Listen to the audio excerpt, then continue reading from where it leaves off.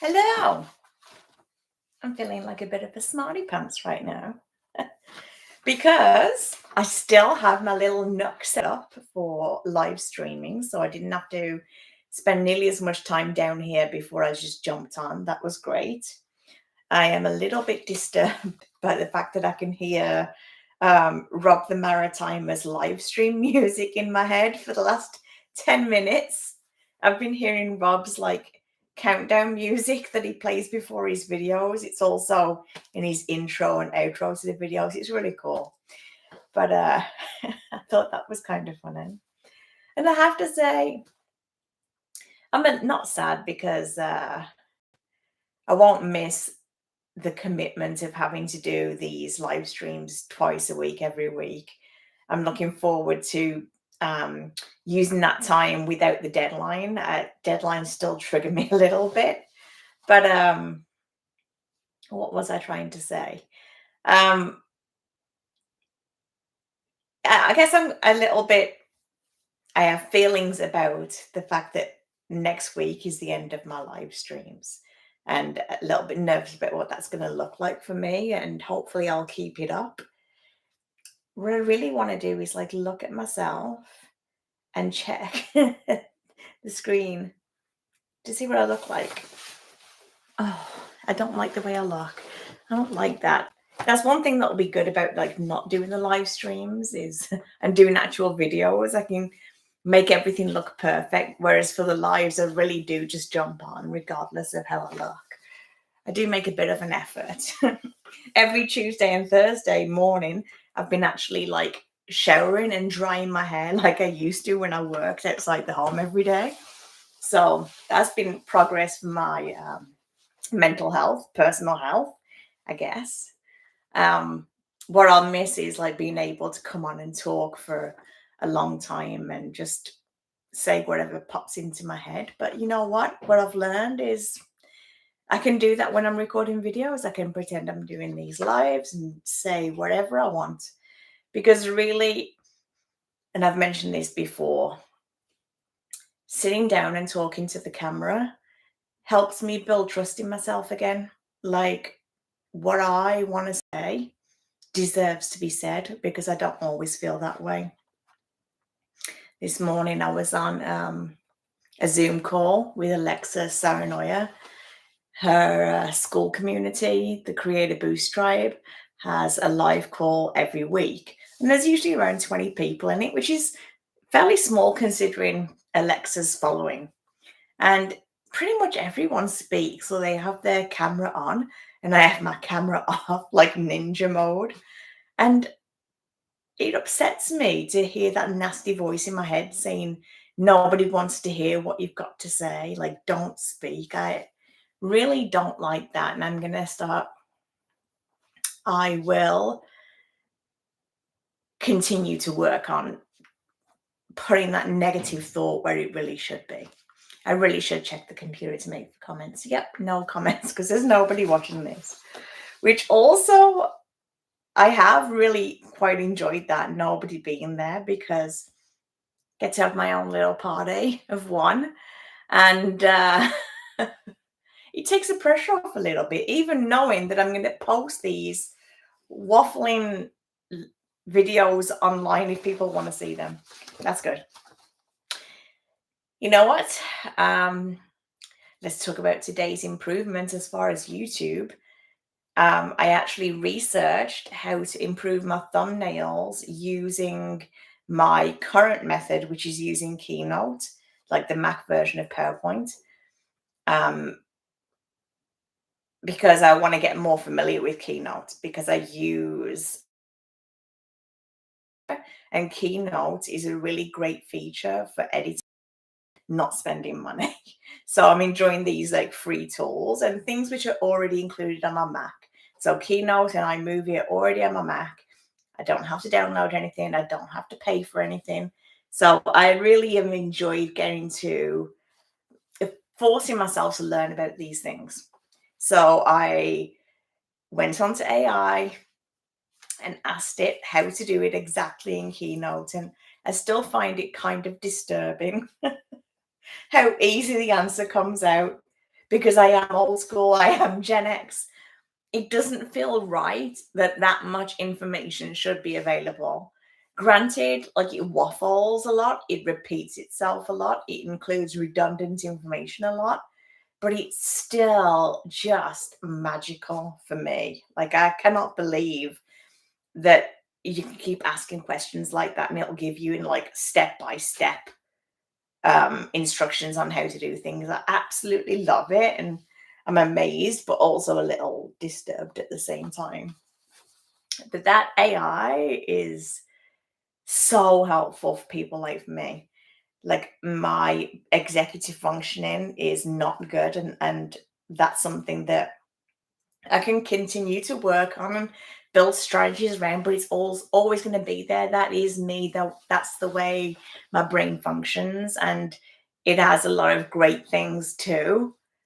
This is just the reality of my brain, and AI really helps people like me.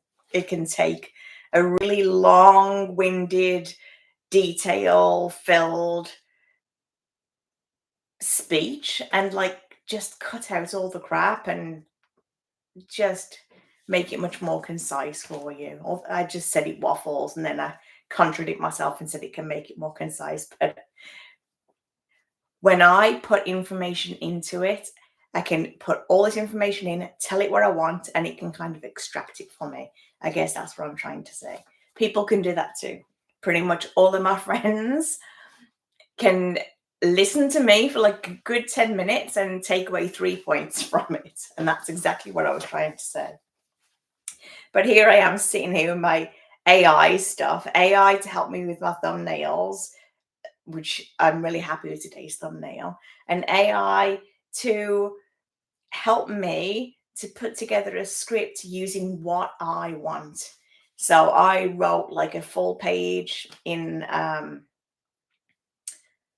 Mac Pages, so like a Microsoft Word thing. I put a full page in. This is what my working title is for my video. It's live stream number 10.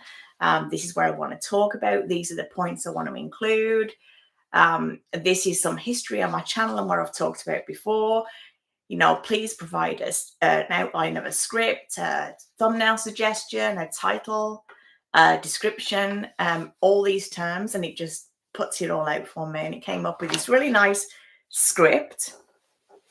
And because I do this every week for my live streams, I'm getting really good at recognizing AI voices, and it makes me a bit sick. I don't like the way it speaks. And I think what upsets me about it is I read the way it writes and I recognize it from lots of like self-help people who are sharing information online, like the information is coming from them, but the language that they're using sounds exactly like the language that AI puts together, those like buzzwords. I do not like that. But it doesn't take me long to read through this information and delete the stuff that's not true or doesn't really reflect what I'm trying to say and add in my own thing. And I can't even imagine how long it would take me to do that if I had to kind of keep going through and iteration after iteration and deleting things and adding things in. It would take me forever. So I really do appreciate, and I have gratitude for AI platforms that are out there because they're so helpful in producing this script. So today for preparation, I, took out points, added points, rewrote it a few times, and I feel good about what I'm going to speak about, but still I'm going to use my script because, as I keep saying every week, what I'm going to be doing is producing videos from these lives, editing out all of this stuff so people don't have to listen to this to get to any kind of usable content. And because of that, I have to kind of like incorporate my hook, incorporate my key points so that I can edit these things together. So let's get to it, guys. Guys, Jen, let's get to it, Jen. And whoever else watches this, maybe one day.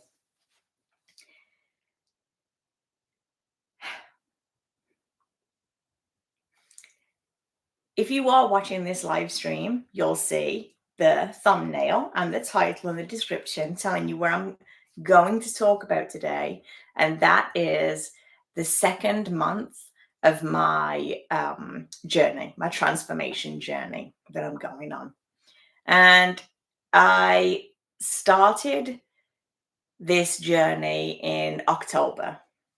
In October, I recorded some videos, never published them, but I did record some metrics on my physical health, psychological health, emotional resilience, cognitive abilities, and spiritual health. I wrote notes on those aspects.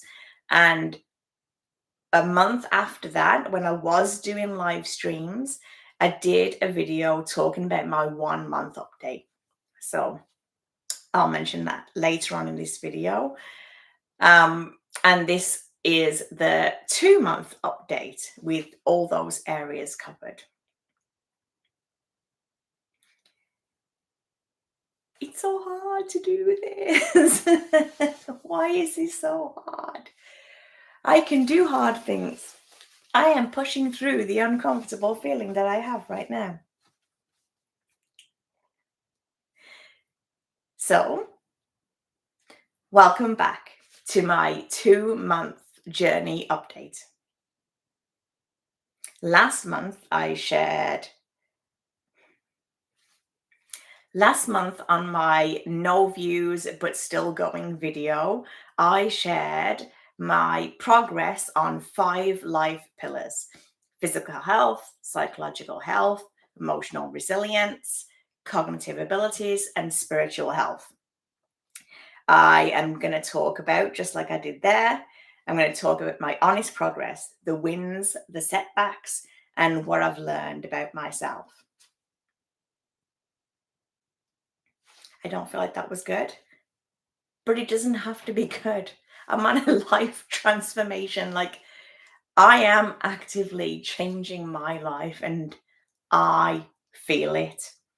It's not completely set inside me, but it is coming. This doesn't have to be perfect. This is a snapshot of how my life is right now.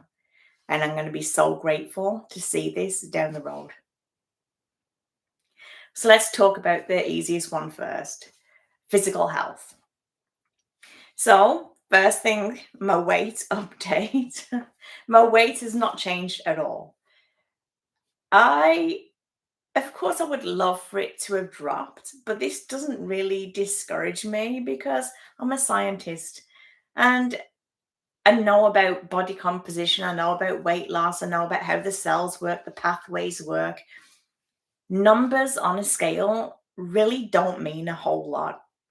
They're nice to see, but it's not the whole picture. I can feel the change in my body and I can see the change in my body. So, although it hasn't changed, the goal is still in place. I'm still going to lose this. I feel that when I am living in alignment with myself, that I'm going to see a huge drop in my weight. I am probably 20 pounds heavier than would be a good weight for me. And it could be menopause, it could be all kinds of things. I have got some health issues, but I do believe that spiritually, when I'm aligned with who I really am, that weight will go away. I can't explain more than that. It really is just a feeling. Pain management. This is really big. And I really think I should be more grateful for this and I should think about it more. But this is the nature of pain. When it's not there, you don't think about it.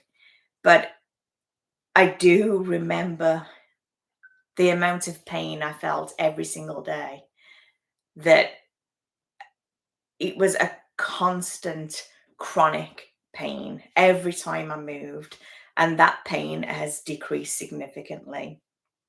So right now, I don't feel any pain. That's kind of magical. I'm sitting here with my legs crossed, that would have given me pain before. I'm sure if I wanted to feel pain, I could move my body in a way where it would be painful, but this is a normal kind of sitting, s- no word. This is the way I normally sit, and I know that prior to going to the gym, like 5 days a week, I would have pain in my elbows right now. It's kind of weird. It's like I've always lived with it. I still got a twinge in my right elbow where I've had like epicondylitis for like 18 months in that elbow. So yeah, huge win for the pain.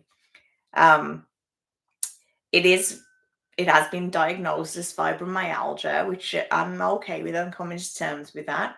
And, I do have that pain when I like go from sitting to standing or try and crouch down. I do feel that pain. My Apple Watch is driving me nuts. It's the school community. You should be watching me. So, huge wins.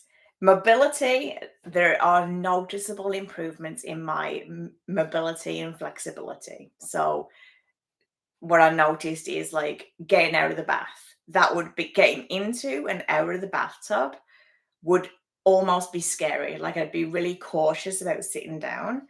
And when I had my bath this morning, yeah, like I still felt the pain when I was bending down, and I did like fall into the tub a little bit, but it is so much more reduced. It's almost manageable now. I don't take painkillers nearly as much for it. So this is a huge win. I mentioned that I'm going to the gym usually 5 times a week. Um, I'll talk about that a bit more in psychological health because that's a big reason for going to the gym. I've talked about feeling better in my body. My clothes feel better. They're not like I'm not busting out of everything. I am still a bit, which I've noticed in these videos, but I refuse to buy new clothes. Look, I'm getting uncomfortable now. I'm body shaming myself. Sleep scores. I love the Apple Watch for this. My sleep scores are consistently good.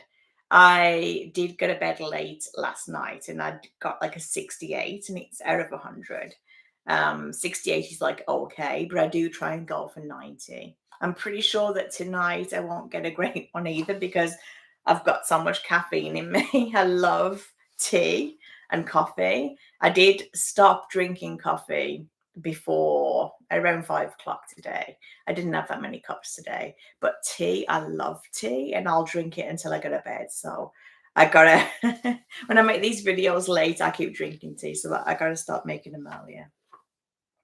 And the last metric is my VO2 max. So this is like reflective of your cardiovascular health. So the VO2 max has gone down, which is bad. So my VO2 max now is below average. When I was swimming in the summer, it was above average, and I was so proud of myself. I know that my cardiovascular health is better now than it was when I was swimming. Even though I was swimming probably every day, the amount of cardiovascular work I'm doing at the gym and how I notice my body responding to that exercise is consistent with improved cardiovascular health. So I'd love the VO2 max to reflect that. But the Apple Watch is just an estimate. I don't really fancy going and having the test done, but the proper test done for VO2 max.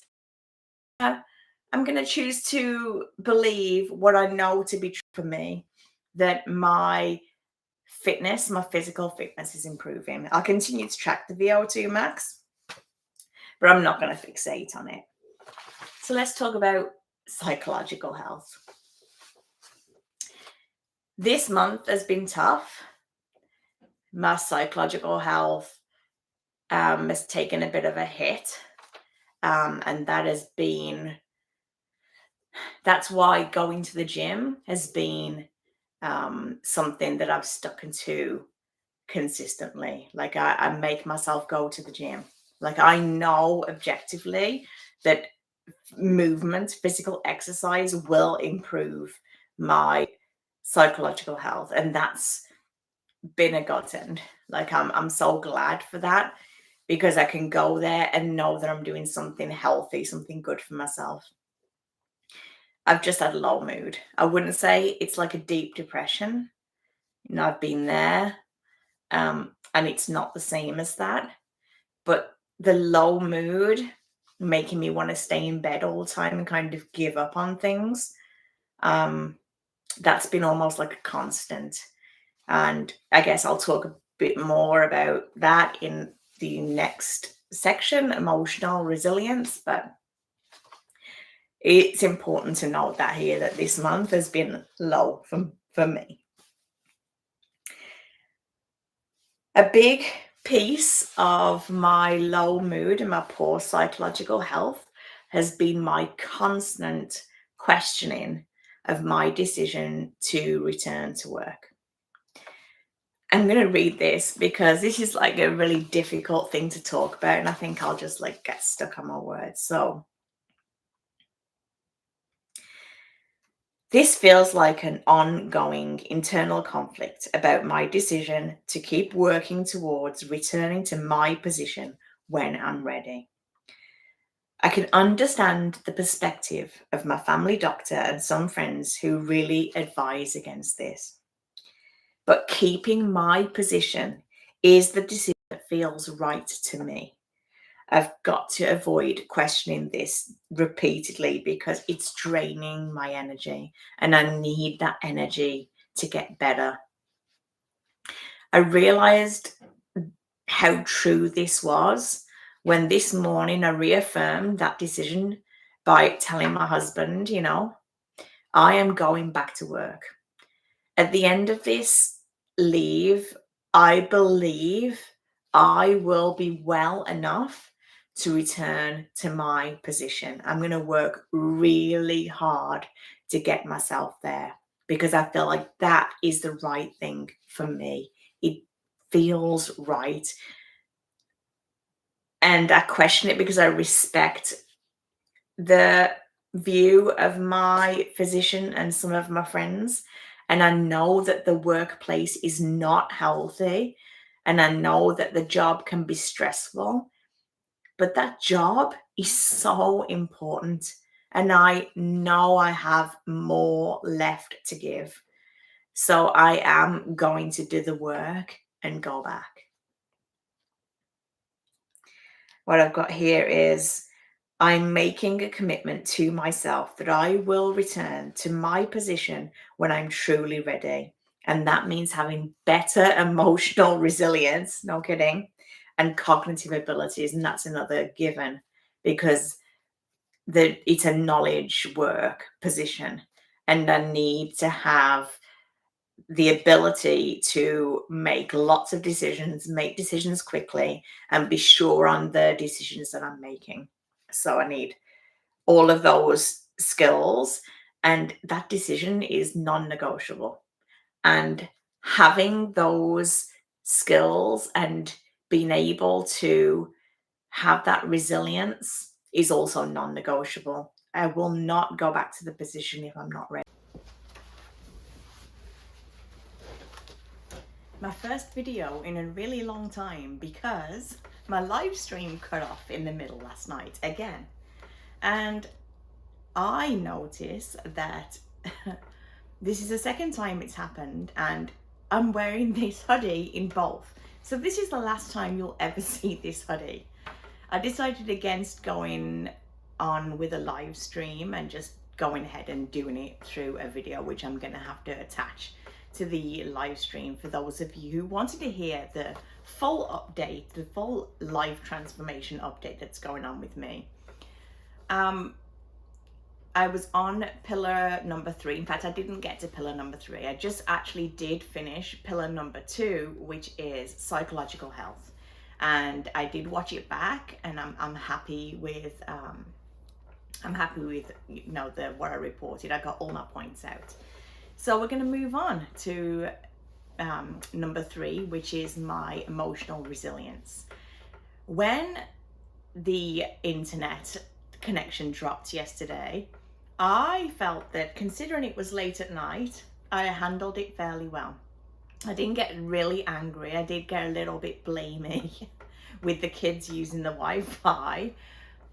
But that's something that is a normal reaction for people. I think a lot of people would get angry or upset if they were doing a live stream and they put the prep work in, they'd been recording for like 25 minutes and it cut out and they knew they'd have to come back. But what I was able to do is recognize that emotion, and just recognizing the emotion as it came up and questioning it. Like, is it really the kids' fault this happened? Do you know that they're on using all the Wi-Fi, that there's no other reason a connection could have dropped? Is that thought helpful? Is that thought true? Because that thought certainly is affecting your emotional state, and you don't make good choices in that emotional state. Going through that process, which is a new neural pathway for me, really helped me to diffuse the emotion and to, in fact, carry on and do another 10 plus minutes of recording after that and finish my video. So that is a huge win for me. I have been working really hard on understanding emotion and trying to unpack it so that it doesn't keep, the same things don't keep happening. It's a long process. An emotional dysregulation is something which affects me on a daily basis. In fact, every day when I wake up, it's like I'm on an emotional roller coaster. I don't know how I'm going to feel when I wake up, because since I have been going through this season of my life where I am emotionally dysregulated, I've been having some very upsetting dreams. The memories and thoughts that come up in my dreams really dysregulate me. So when I wake up, I have like remnants of those memories or remnants of those thoughts which are affecting the emotion that I have. I'm really good at recognizing that and taking control over my thoughts again and choosing to have gratitude, be grateful for the things around me, for the people around me, for the life that I've built for myself, and to use those things to determine the emotions that I am going to display that day. And that has a huge difference, a huge impact on the day that I'm going to have. Obviously, thoughts come up all the time in the brain, a lot of automatic negative thoughts, ants, that a lot of people talk about, that can really derail you. But with the skills that I'm building on handling my thoughts and being intentional with my thoughts and which ones I'm going to hold on to and how I'm going to respond to those thoughts, that is helping me to have better emotional control. I'm just going to look down and make sure I'm not missing anything. So I did want to talk about my negative thought patterns. I have recognized a number of really deep running negative thought patterns. And the biggest one of those is that I don't trust my ability to support my family, to perform the tasks that an adult needs to perform. And those thoughts often create an emotional response. And those thoughts are mean and often untrue. I do believe they're untrue.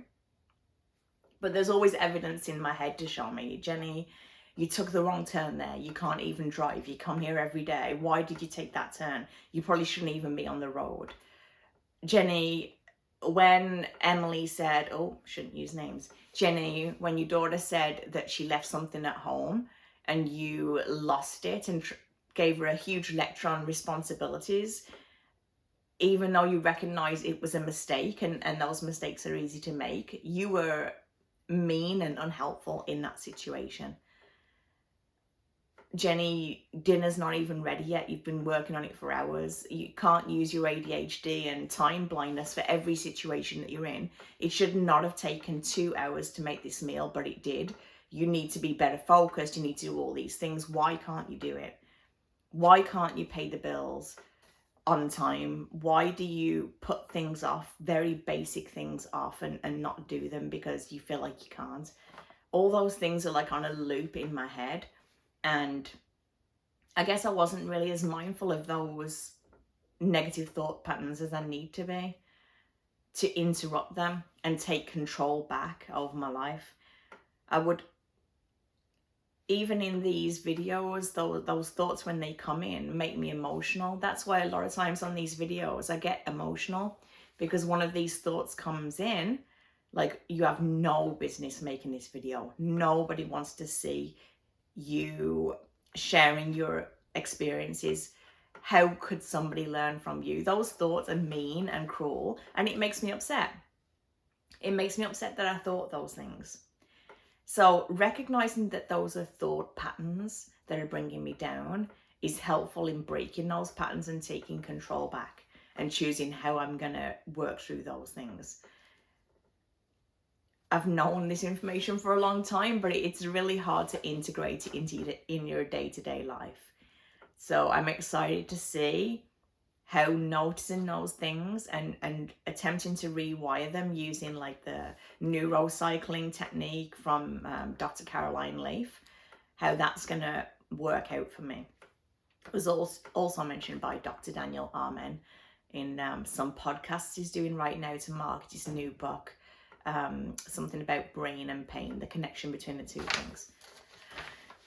So let me see if I think I've got it all. Yeah, so the emotional outbursts really affect my emotions, and I touched on those things. The relationships, primarily with my kids and with my husband, those are high stakes relationships for me, and therefore I'm going to have more emotional outbursts when it comes to those two people, because, well, those three people, because I don't trust my abilities. I don't trust myself to have what I need as a wife and a mom.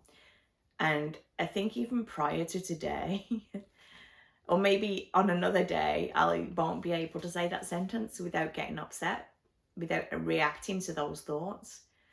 But right now, where I'm sitting on a Friday morning after listening to Dr. Ellen Langer's audiobook on mindfulness and health, the relationship between the two, I see it very clearly right now. So the silver lining is, recognizing these patterns is the first step to changing.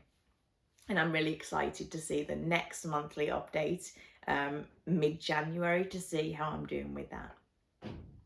Moving on to cognitive abilities. So emotional resilience and cognitive dysfunction are the primary reasons why I'm not working right now.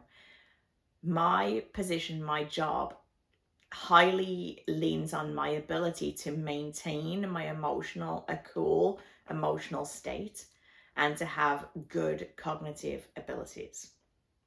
Right now, I'm feeling quite regulated, which is really amazing. So if you sat me in my office right now, and I just felt like a twinge, but I'm moving past that emotion.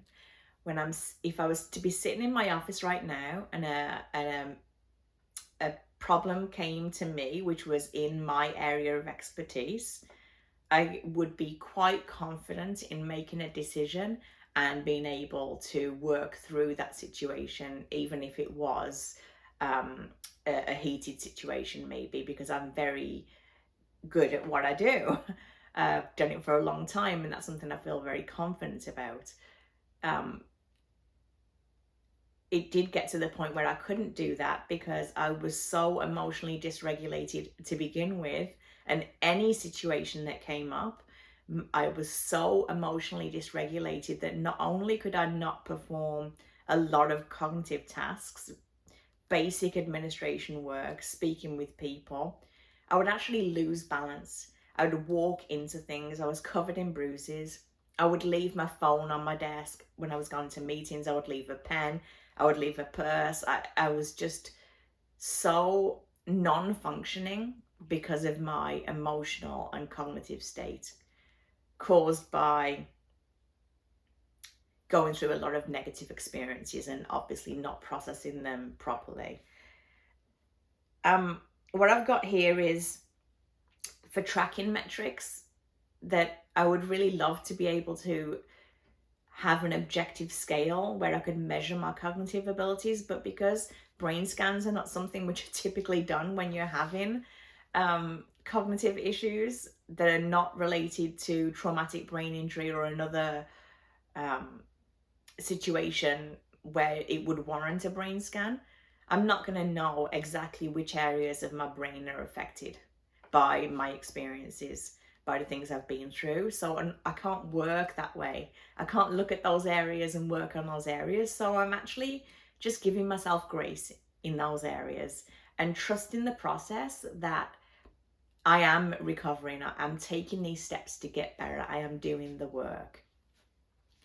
When I have a doctor's appointment or a specialist appointment, they do give me DSM-5 questionnaires to measure my day-to-day experiences that would indicate how well I'm doing with recovery through either depression through the PHQ-9 questionnaire, anxiety through the GAD-7 questionnaire, or PTSD through the PCL-5 questionnaire.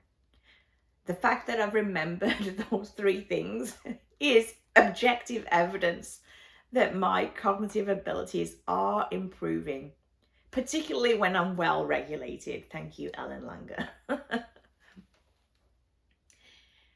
Those things, noticing those things, those improvements that I've made is a really positive indicator that there is hope for me.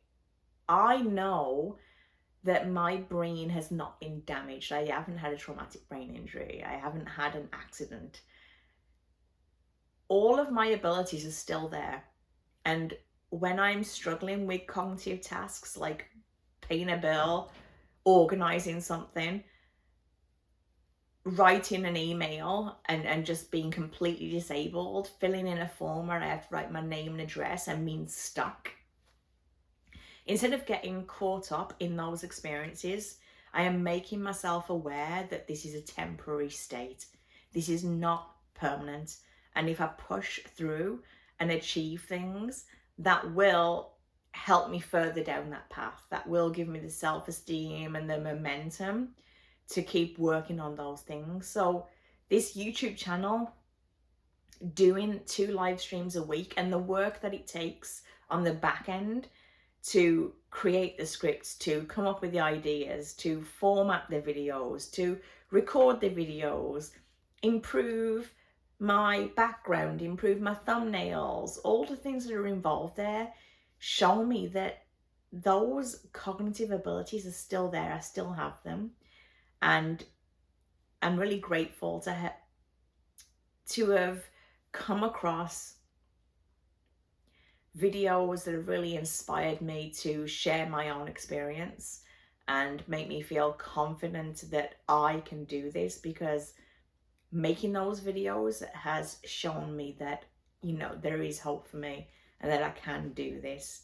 So although I am still caught up on a daily basis and the barriers are there every day, stopping me from performing tasks because of my cognitive dysfunction, knowing that I still have that ability in me is huge progress for me. And I hope that that continues to grow, where I know I have the cognitive ability to do things even though I experience barriers on a daily basis. That the ability to do things will win and the barriers will become fewer and fewer. So I think I have everything there for that point. And the last point is spiritual health. I'm going to keep this one in there. I mentioned in my first update that when I went to my first psychiatric visit, that I was speaking a lot about my spiritual awakening, I guess. I've always believed in a higher power. I've been to church a few times throughout my life and felt something in that um, setting, and felt comforted. And I do believe that there is a higher power out there, but I'm not sure that I buy into like any one religion. So I'm more of a spiritual person where I believe that there is something out there, um, but not necessarily observe it the way that other people would. And I've read a few times, and then most recently listening to the podcast from Dr. Daniel Amen, that a belief, religious people who have that belief actually have better brain health. And he attributes it to positivity, something bigger than a person, something to believe in, something to look to and lean on, gives people a more positive experience, a more positive outlook on life. And being positive or being less negative and having something bigger to believe in, I've actually shown on brain scans that I think it's the prefrontal cortex, was healthier than those of people who did not believe in anything and had a negative bias. And that brain health, the prefrontal cortex is involved in much better decision making, but also when you have damage to your prefrontal cortex, it can increase the chance of you having dementia. And that is an awful thing to suffer with in the later years. So I'm going to hold on to this spiritual side of me and continue to explore that and to enjoy the benefits of having that spiritual part of me. I've got it all in here. I've covered it all.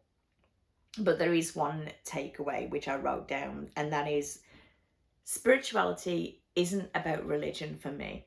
It's about having that framework where things are bigger than just you, and there is a higher power, and things will work out the way that they're meant to work out. And that is a really positive belief to have.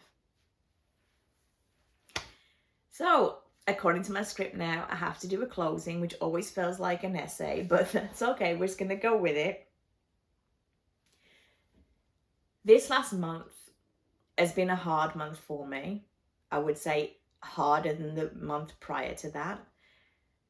I would say most days I've had low mood, and it's been a fight to not go back to bed, to not just give up and stop trying hard to regain my emotional resilience, to maintain my psychological and physical health, and to keep working on my cognitive abilities.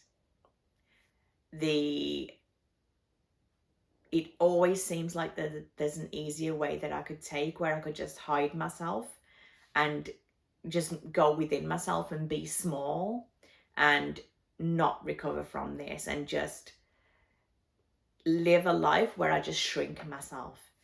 I know I don't want to do that, but the low mood makes it very difficult to take the higher road. But I am happy to say that I have taken that higher road every day. And a big reason for me being successful with that is going to the gym as often as I do. The movement, the feeling of accomplishment when I actually get there and do the workout that's hard for me physically, and to get through that emotional barrier of not wanting to do everything. When I come out, I feel like my life has meaning.